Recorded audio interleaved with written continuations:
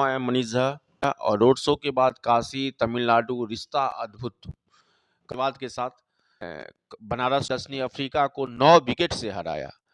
जो सबसे बड़ी खबर है भारत। तो दोस्तों सेंट्रल स्कूल में पढ़ते हैं, आपके किया है तो उस अवलोकन से जो हमको मिला है कि शहर के बच्चे जो हैं गांव के बच्चे से डेट में सीबीएसई बोर्ड का हो या आईसीडीएस बोर्ड का हो या बिहार बोर्ड का हो, यदि सिस्टम एक है, सवाल एक है, तो आखिर मधुबनी, दरभंगा, बिहार के बच्चे टॉप क्यों नहीं करते हैं? आखिर दिल्ली, बम्बई या हजारीबाग के, सासाराम के बच्चे टॉप क्यों करते हैं?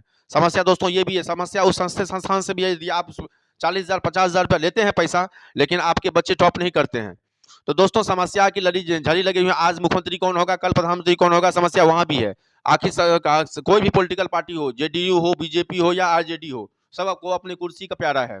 कोई ये नहीं पूछता है कि आखिर